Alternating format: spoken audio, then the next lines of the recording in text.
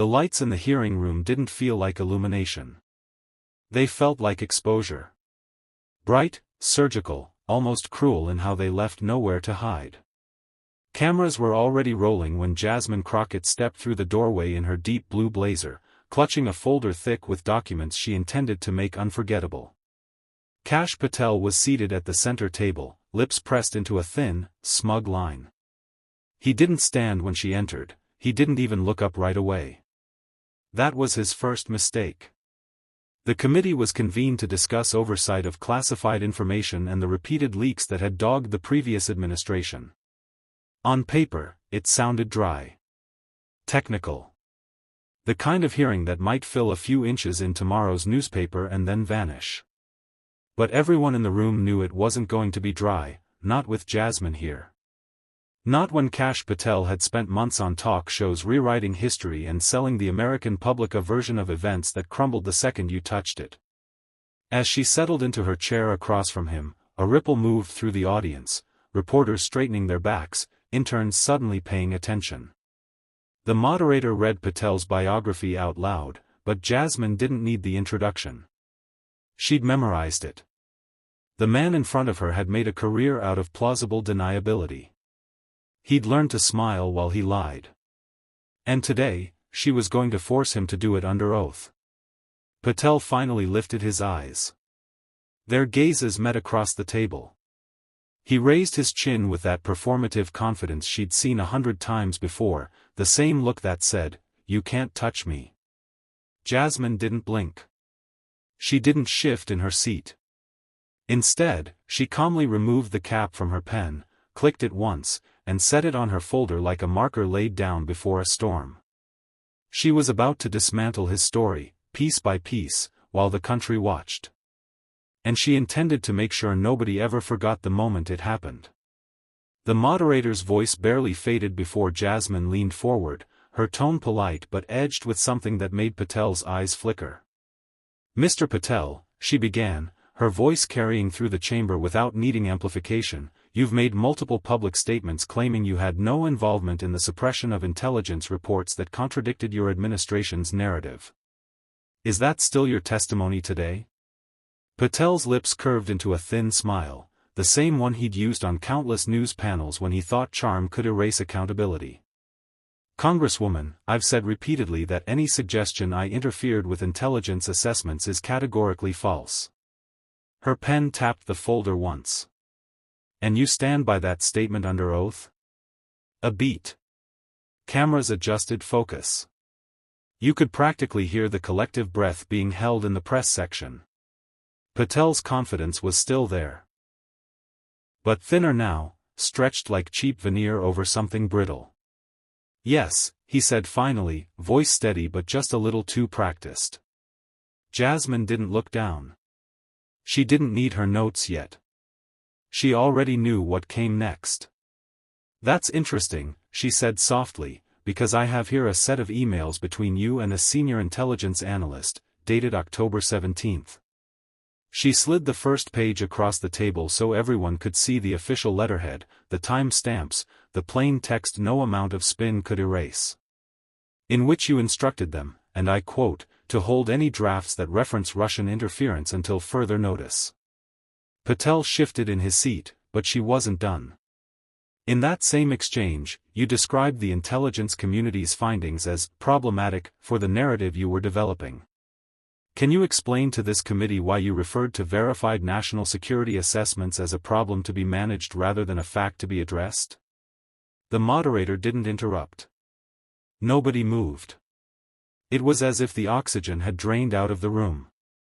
Patel cleared his throat. I don't recall the specific wording. Would you like me to read it to you?" Jasmine asked, her voice so calm it made the moment feel inevitable. He looked away first. In that instant, just the smallest drop of his gaze, something shifted. The audience knew it. The cameras knew it. Even Patel seemed to know it. The lie he'd rehearsed was no longer working. And Jasmine wasn't finished. For a long heartbeat, nobody said a word.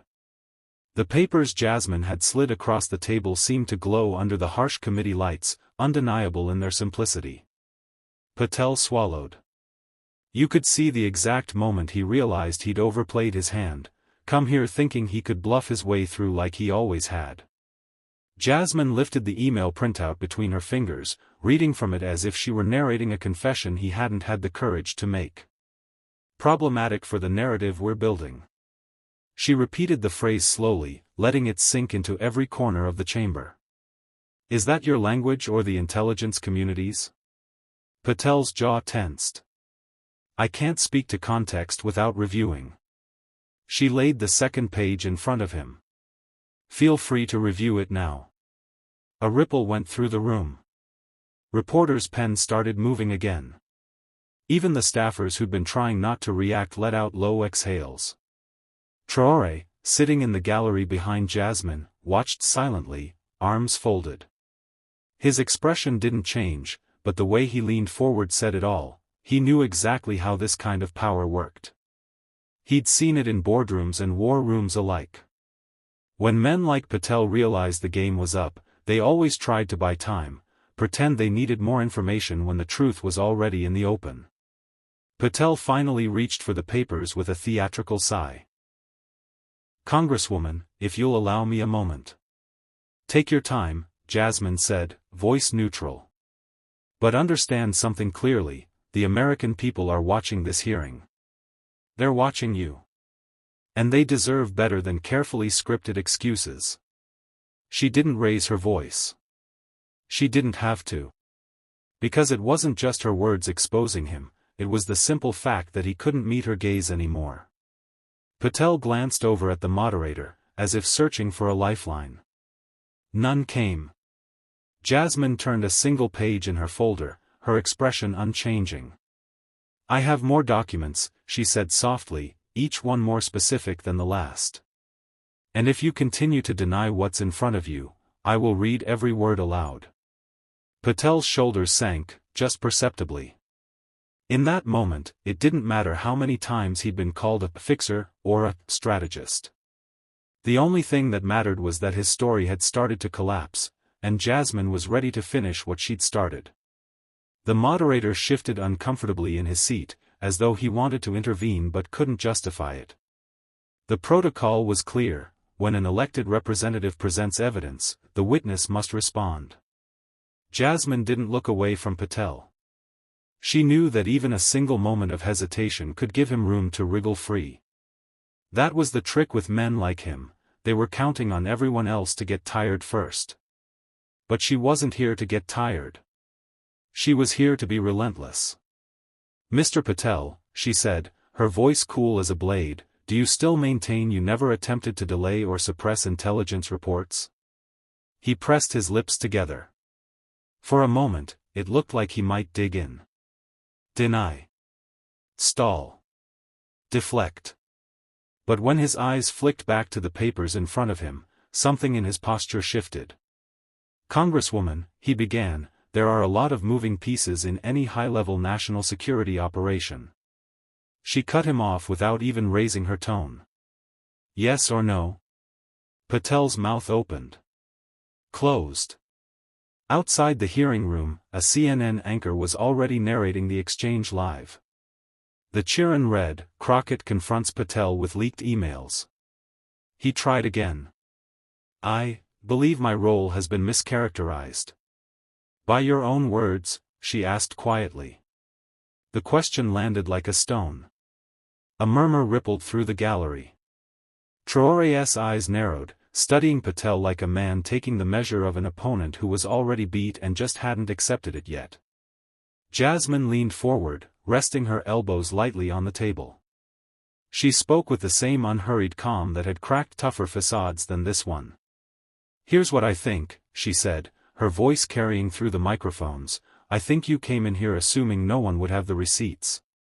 You've spent so long performing certainty on cable news you forgot what accountability feels like. Patel shifted again, the papers rustling under his hand. And I think, she continued, you believe you can keep lying to the American people because you've gotten away with it before. She tapped the folder once, just once, and every camera zoomed in. But not today. For a split second, he looked like he might argue again. But something in Jasmine's eyes made him pause. Made him see this wasn't a segment he could cut to commercial. This was the reckoning he'd been trying to outrun. And it had finally caught up. The moderator cleared his throat again, voice low but unsteady. "Mr. Patel, you may respond." Patel didn't move at first. His hand hovered over the papers Jasmine had given him as if he were deciding whether to shove them aside or pretend he hadn't seen them. His eyes darted briefly to the gallery, at the cameras, the reporters scribbling notes, the public record taking shape in real time. And maybe, for the first time in his career, he realized there was no version of this moment he could spin. Jasmine waited, silent. Her stillness was not passive, it was pressure. She didn't rush to fill the air, didn't offer him an escape route. She let the truth sit there between them, undeniable. When Patel finally spoke, his voice was thin. I don't recall approving any delays personally." Jasmine's brow lifted by a fraction. Just enough to let everyone watching feel the precision of her disbelief. "Would you like to refresh your memory?" she asked. Her fingers brushed over another tab in the folder, the next set of documents ready to come out. The gallery was so quiet you could hear the dull hum of the overhead lights. Patel swallowed. "Congresswoman, these emails are authenticated," she finished. "Verified by 3 independent analysts. And before you accuse them of bias, I'd remind you that 2 were appointed by your own administration." A murmur rippled through the staffers lining the walls. The man seated beside Patel shifted in his chair as if wishing he were anywhere else. Outside the building, the line to get through security had doubled. People were arriving just to witness whatever this was turning into. Patel's voice faltered. "It is possible," he said slowly, "that certain language was included without my direct input." Jasmine didn't even blink. "So you're suggesting your official email account was used to direct intelligence operations, without your awareness?" Patel's jaw clenched. "Or," she continued, her tone soft but relentless, "are you simply unwilling to admit that when faced with inconvenient facts, you chose politics over national security?" His gaze dropped to the table. In that instant, just a small lowering of his eyes, everyone watching understood that the performance was over. Jasmine looked directly at the cameras. Not smiling. Not triumphant. Just steady. "Keep lying to the people," she said evenly. "But understand you're not the only one with a microphone." For the first time all day, Kash Patel didn't answer. And in that silence, something unspoken passed between them. He knew she'd just taken away the one thing he valued most, control of the narrative. The moderator finally exhaled, as if the tension in the air had been pressing on his chest. He glanced between Jasmine and Patel, trying to reassert some semblance of protocol. "Thank you, Congresswoman. Mr. Patel, you may have a moment to review the documents." But Patel didn't reach for the papers again. His hands remained flat on the table, knuckles paling as he gripped the polished wood. His eyes were fixed on some invisible point just beyond Jasmine's shoulder, anywhere but her face. Because there was no angle left to play. No safe phrasing or clever pivot that would untangle him from the truth she'd laid bare. Jasmine didn't gloat. She didn't lean back in her chair or smirk for the cameras. She simply folded her hands atop her folder, her posture as unshakable as it had been from the start. "I want to be clear about something," she said, her voice carrying with the calm that had become her signature. "This isn't about scoring points. This is about whether the American people can trust their government not to manipulate intelligence for political convenience." She turned her head, speaking not just to Patel, but to every official lining the dais. "Every time you decide that the truth is too dangerous to acknowledge, you chip away at that trust. And you don't get to call yourself a patriot while you do it." A hush fell over the chamber. Somewhere in the back, a reporter whispered, "Did she just end him?" But no one shushed him. Patel shifted slightly, trying to regain composure. I have always acted in the best interests of this country, he said, though his voice was no longer confident. It was careful. Tired. Jasmine inclined her head just enough to acknowledge the words, but she didn't back off. Then you should have no trouble explaining why verified intelligence assessments were referred to as problematic in your correspondence. He said nothing. She tapped the folder again, her tone never rising. Because here's the thing about the truth, Mr. Patel, it doesn't care about your intentions. It doesn't care what you meant to do or how you'd like to be remembered. It simply is. And today, the American people have seen it for themselves. The camera zoomed in, framing her face in perfect clarity. It wasn't anger shining in her eyes. It was something far more dangerous to a man like Patel, conviction. Conviction you couldn't shout over or dismiss as performative. Conviction that didn't need applause to feel complete. He looked down again, shoulders slumping, and for the first time since she'd walked into the room, Jasmine allowed herself the smallest breath of satisfaction. She hadn't come here to humiliate him. She'd come here to prove that the truth could still outlast the loudest lie. The moderator cleared his throat again, but it was perfunctory now, a formality in a room that no longer needed reminders to stay on task. Everyone understood they were witnessing something that would replay on news clips for days. Jasmine slid the next document across the table without comment. She didn't need a dramatic preamble. The weight of her evidence was carrying the story forward more powerfully than any flourish ever could. This is a signed memorandum, she said evenly, circulated less than 2 weeks after the emails I read into the record. It includes language instructing staff to, quote, adjust public messaging in anticipation of potential leaks. Patel's jaw tightened again. That document was drafted by a communications advisor. Who reported directly to you, Jasmine finished, her tone never wavering. Did you dispute this directive at any point? Patel hesitated. The pause was just long enough to betray that he didn't have a clean answer. Across the gallery, cell phones were held aloft, capturing every moment. Even Traore, normally composed to the point of stillness, was leaning forward in his seat, expression focused. Congresswoman, Patel began, voice low, you're painting an incomplete picture. She didn't flinch. No, Mr. Patel. I'm reading your own words. She let that settle. Let the silence work on him the way no accusation ever could. He looked away again. And in that look, just a flick of his gaze toward the carpet, every viewer could see it, this wasn't a man defending his principles. This was a man searching for an exit. Jasmine clasped her hands together on the table.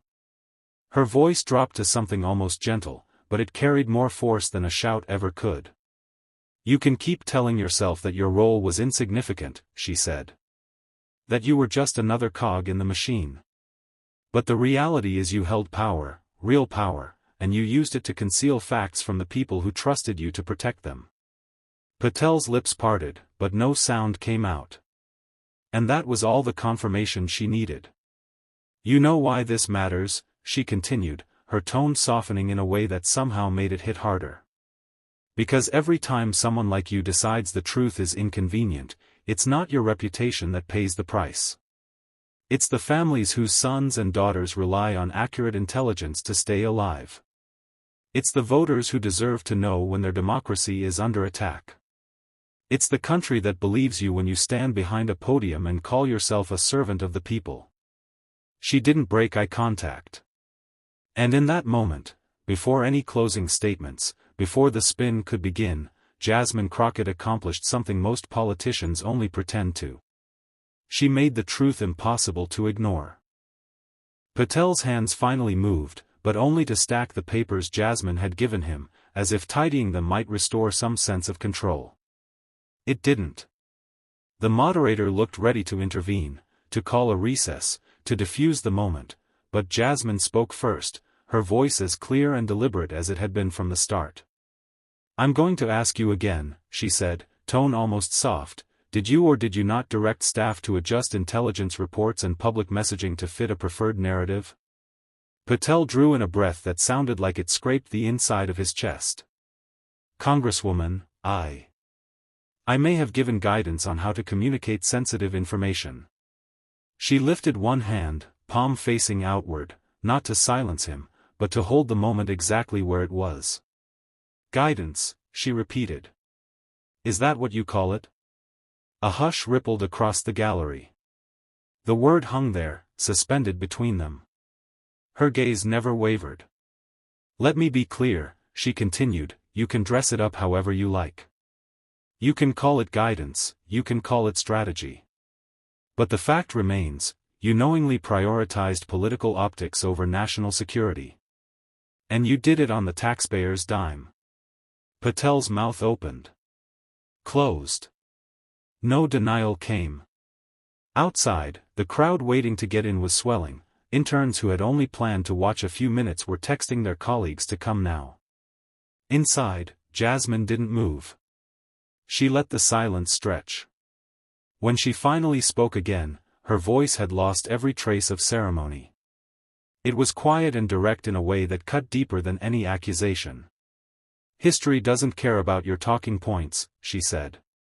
It cares about what you did, and what you refused to admit. For a moment, Patel's gaze lifted to hers again. It wasn't defiance this time. It was something closer to recognition, like he finally understood she hadn't come here to spar with him. She'd come to record the truth so it could never again be buried. And in that understanding, something in him seemed to deflate. Jasmine reached for the final document in her folder. This, she said, voice steady, is a sworn affidavit from an intelligence officer whose work you undermined. It details exactly how your directives delayed critical security assessments. And if you deny it, I will read every line into the record. Patel didn't speak. He didn't need to. Because sometimes the most damning admission isn't a word, it's the absence of one.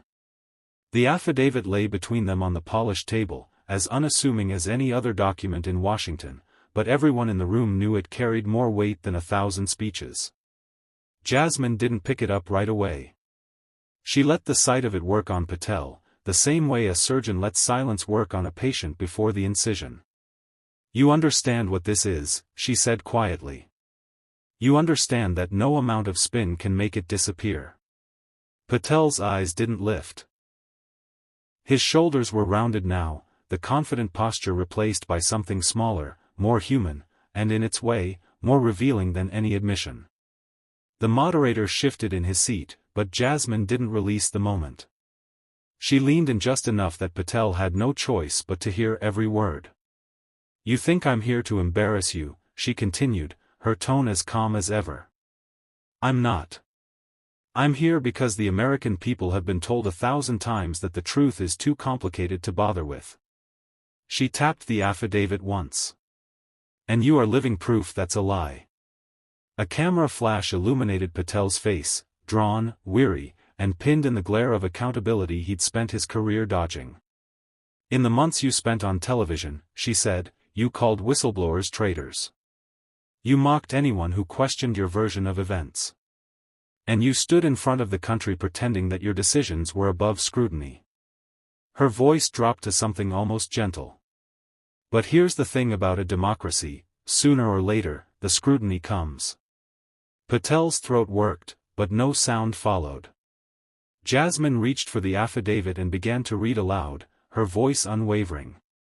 On or about October 18, Mr. Patel issued verbal instructions to delay dissemination of intelligence reports regarding election security vulnerabilities.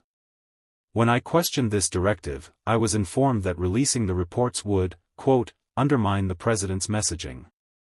She looked up, meeting Patel's eyes one last time. Do you deny this statement under oath? The pause stretched so long that even the moderator didn't try to fill it. Patel swallowed. His gaze fell to the table again. I have no further comment. And in that single sentence, so small, so anticlimactic, he finally admitted everything he'd tried to bury. The room seemed to exhale all at once, like a collective realization that history had just shifted an inch to the side. Jasmine closed the folder, her hands steady. Because sometimes, the most powerful thing you can do isn't to shout or grandstand. It's to sit in the silence after a lie collapses, and make sure everyone feels it. The moderator cleared his throat and glanced down the dais, as if hoping someone else would step in to conclude. But nobody moved.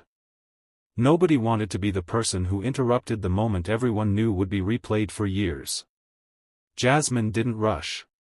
She rested her palms lightly on the closed folder, letting the quiet do what it did best, etching the truth into the memory of every witness. When she finally spoke, her voice wasn't triumphant. It wasn't even angry. It was something steadier. Something that sounded a lot like resolve. "Mr. Patel," she said evenly, "for months, you have insisted that the truth was a matter of interpretation. That accountability was optional. That integrity was just another performance for the cameras."